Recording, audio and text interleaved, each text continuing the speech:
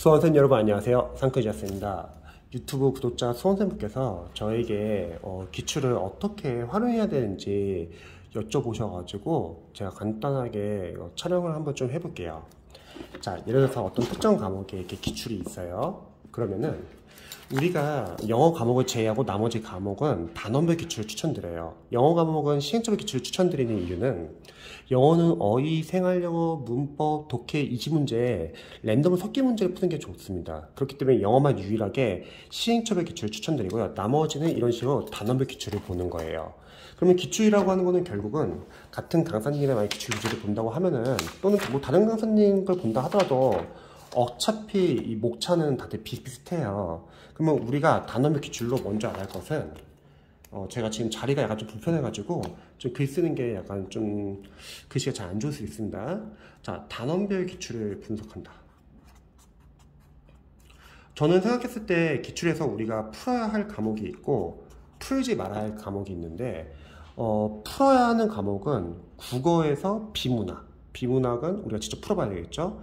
영어도 이제 우리가 해석할 수 있어야 되니까 영어도 직접 풀어봐야 되고, 전공 과목에서 혹시 뭐 계산 문제들이 있는 과목도 있잖아요. 그런 계산 문제는 직접 풀어봐야 돼요. 하지만 나머지 영역이나 과목은 풀지 말라고 해요. 왜냐면 시간이 없고 기출이 너무 양이 많기 때문에 이거 풀다가는 해독을 많이 못할 수도 있어요.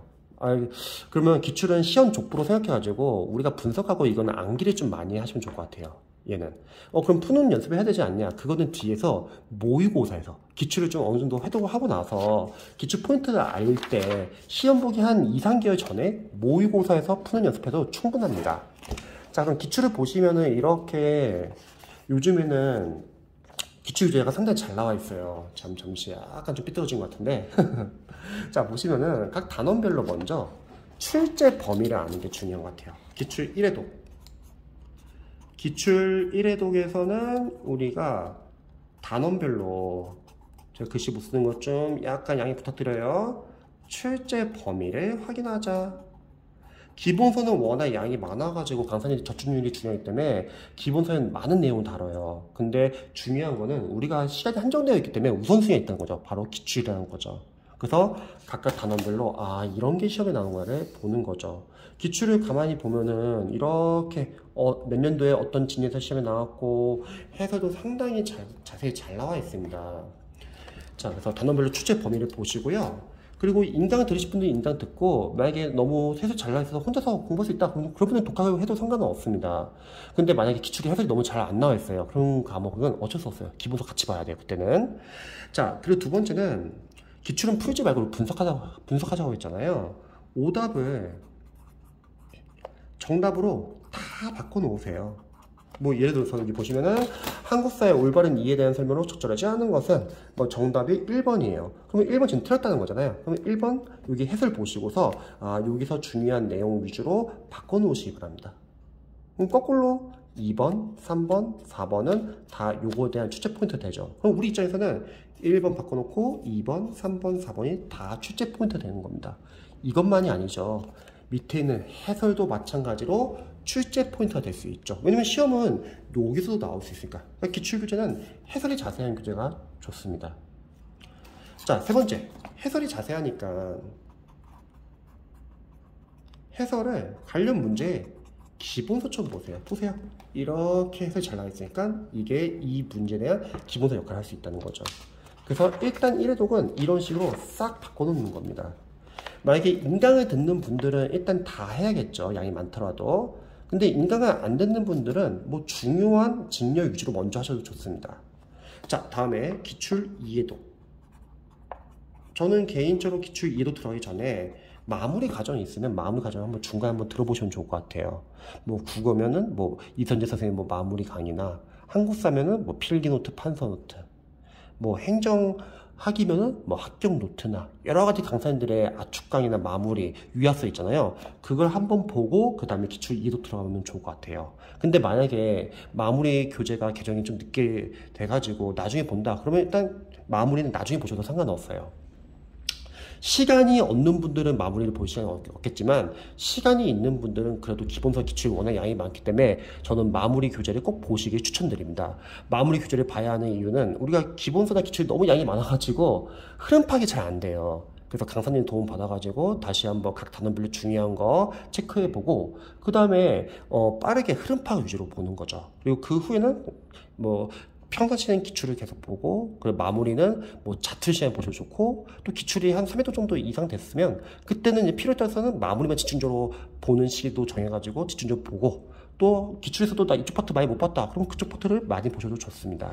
자, 기출 이해도에서는 여기서는 이제 다 하지 말고 중요 포인트 위주로 봐주세요.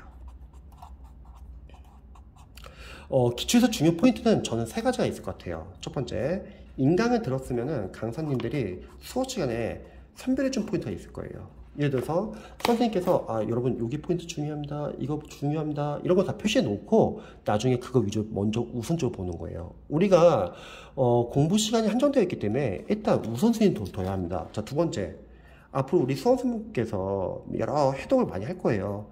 제가 기출 풀지 말라고 하는 이유가 안 풀면은 해독을 더 많이 할 수 있어요. 근데 이거 1000페이지 넘기 때문에 풀면은 해독을 많이 못 할 수 있습니다. 그래서 회독을 2회독, 3회독, 4회독, 5회독, 6회독 하잖아요. 그럼 자주 반복되는 포인트 있잖아요. 무슨 말이냐면 만약에 여기서 어떤 포인트가 잘 이해가 안 돼요. 근데 이 포인트가 뒤에서 나중에 다시 한번 또 나오고 다시 한번 또 나올 수가 있거든요. 왜냐면 워낙 양이 많으니까요. 그러면 반복을 하다 보면 자주 반복되는 포인트가 중요하구나 이렇게 알 수 있다는 거죠. 자, 세 번째, 강사님이 선별해 준 것도 있고 해독을 하면서 자주 반복되는 포인트. 근데 이게 만약에 내가 이걸 잘 모르겠다 그러면 직렬 나와 있잖아요. 여러분들이 준비하는 직렬 위주로. 9급 수험생들은 일단 9급 9까지 집어넣지 서울시 위주로 7급이나 나머지는 좀 나중에 보고, 소방직 수험생들은 일단 소방하고 공무원 위주로, 경찰 수험생들은 경찰 간부나 그런 거 좀 나중에 보고 일단 경찰 직렬 위주로 이렇게 먼저 보는 거예요. 근데 이게 양이 만만치가 않아요. 그래서 이해독해서는 이 중요 포인트 위주로 봐주시고요. 그 다음에 여기서는 우리가 보기양, 선지, 해설 하나하나를 다 기출 OX 포인트로 보는 거예요. 그러면 자 보세요. 요 하나하나가 다 포인트야. 이제 상당히 많다는 거죠. 그래서 삭제 작업을 여기서 할 겁니다. 기출이 만약 1000페이지라 할게요. 그럼 한 페이지에 포인트가 한 10개 나온다 할게요. 그럼 10,000개 포인트 나온다 할게요. 근데 우리 시험은 20문제 40선단위 할게요.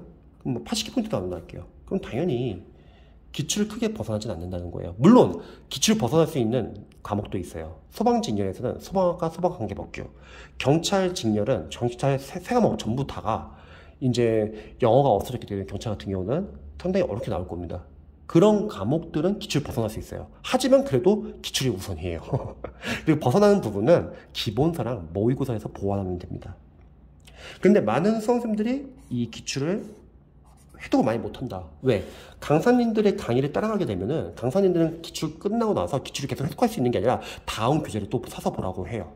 그럼 당연히 기출 해독이 안 될 거고, 수험생들은 불안하니까 꼼꼼하게 본다는 거죠. 그럼 마찬가지로 당연히 기출 해독이 안 된다는 거죠. 그래서 기출은 여러분들 풀지 말고 분석하시기 바랍니다. 그래서 삭제 작업을 하는 거예요. 이때 아는 것만 지우세요. 예를 들어서 요거 알아, 지워, 알아, 지워, 알아, 지워, 요거 지워요. 모르는 거는 뭐 몇 표 표시해보죠. 처음에 여러분들 뭐 차프로 해도 상관없어요. 그러면은 이렇게 아는 것을 지워야지 두 가지가 가능하죠. 첫 번째, 다음 해독 때 모르는 거 위주로 볼 수 있다. 학교생분들은 확실하게 아는 건 지우고 요 모르는 거 위주로 본다는 거죠. 그리고 달달달 외웁니다. 또 아는 건 또 지우고요. 그래서 이 포인트에서 만약 시험이 나온다, 맞추고 합격합니다. 근데 일반 대다수에 떨어지는 수험생들은 불안하니까 알아도 계속 봐요, 이거를. 그러니까 이걸 보느라고 정작 모르는 걸 집중 못해요. 그러니까 늘려나가는 공부를 해요, 일반 수험생들은. 그러니까 좀만 이해 안 되면 기본서 다시 돌아가려고 하고, 좀만 이해 안 되면 강사 바꾸려고 하던가, 좀만 이해 안 되면 꼼꼼하게 공부하려고 하던가. 그럼 해독 못해요. 이거 너무 많다는 거예요. 그래서 삭제 작업이 중요하다. 철저하게 우리는 줄여나가는 공부를 해야 합니다. 두 번째는 삭제 작업을 해야지 다음에 더 빨리 볼 수 있어요. 기출 1회독 때 뭐 교재마다 다 다를 수 있지만 45일이 걸린다 할게요. 그럼 삭제 작업해야지 2회독 할 때 뭐 예를 들어서 30일, 3회독 할 때는 15일, 4회독 할 때는 7일, 5회독 할 때는 뭐 3일이라 할까요? 6회독 할 때는 하루. 뭐 전효진 선생님 842 공부법이나 모든 공부법의 공통점은 줄여나가는 공부라는 거예요. 생각해보세요. 이렇게 많은 기출의 양을 하루에 한 번 볼 수 있을 정도 여러 번 본다.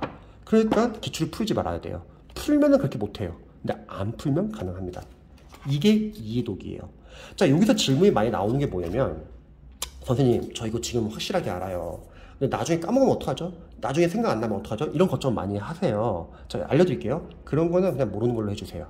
왜냐면 우리가 안다는 거는 진짜 이해 암기가 돼가지고 그런 것만 지우는 거예요. 그런데 과연 우리가 그 두꺼운 기본서 한번 보고 기출 한번 봤다고 해서 아는 게 많이 있을까요? 많지 않다는 거예요. 그래서 풀지 말라는 거예요. 재시생분들 풀 수 있어요. 공부 잘하셨던 분들이나 최도 많이 하신 분들. 근데 일반 수험생들은 풀면 시간 부족합니다. 다른 과목 다 밀려요. 그래서 확실하게 아는 것만 지우자. 어설프게 알거나 모르는 거는 그냥 모르는 걸로 해주고 별표 표시해주고 나중에 다시 보면 됩니다. 그러면 반복을 하다 보면 그게 해결되는 경우가 많아요. 그러니까 우리가 이제 3회독 들어갔을 때는 저는 이제 합격생들 많이 배출하면서 느낀 건 뭐냐면 실제 공부는 여기서부터 이제 시작이에요. 왜? 이때부터 이제 누적 반복이 됩니다. 그래서 이때부터 이제 이해와 암기가 되기 시작해요. 그럼 여기서는 계속 삭제 작업을 해주시고 계속 반복해 주시고, 그리고 이때 이제 질문 들어온 게 뭐냐면, 선생님 저 좀 잘 이해가 안 되는 부분이 있어요. 그러면 요거 기본서 가서 발제독하는 게 중요할까요? 아니면 이거 이해돼요, 근데 이거 암기하는 게 중요할까요? 이런 질문 많이 하세요. 저는 암기하세요. 이해가 안 되는 거는 우리가 다양하게 해결할 수 있어요. 첫 번째, 강사님의 강의를 듣기 때문에 강의에서 해결되는 경우도 많고, 이렇게 해설 잘 나와 있으면 해설에서 해결되는 경우도 많고요. 또 회독을 하다 보면은 앞에서 이해 안 됐지만 뒤에서 계속 반복되면서 이해가 되는 경우도 있고요. 그리고 여러분들이 마무리 교재 보다 보면 중요한 내용 마무리 교재에 많이 나오니까 마무리에서 해결되는 경우가 많습니다. 그래서 실제적으로 기본서 돌아갈 일이 많지 않아요. 근데 그 정도까지 했는데도 해결이 안 돼? 그건 지엽적인 걸 수도 있어요. 근데 만약에 기출 교재가 해설에 충분하지 않다면 그때는 기본서를 같이 활용하셔도 좋습니다.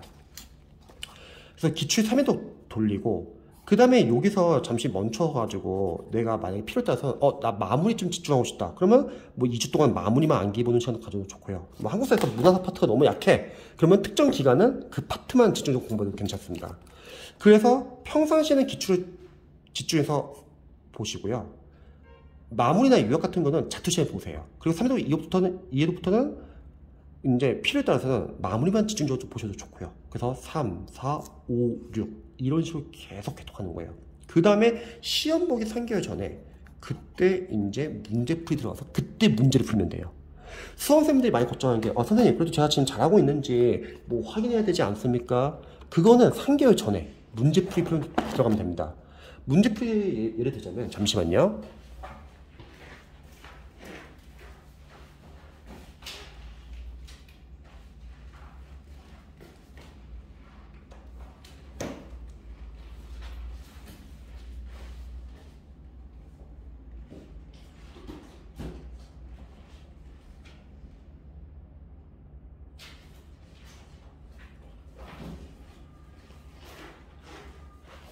첫 번째는 여러분들이 뭐 시행착오 기출을 다운받아서 푸는 거예요.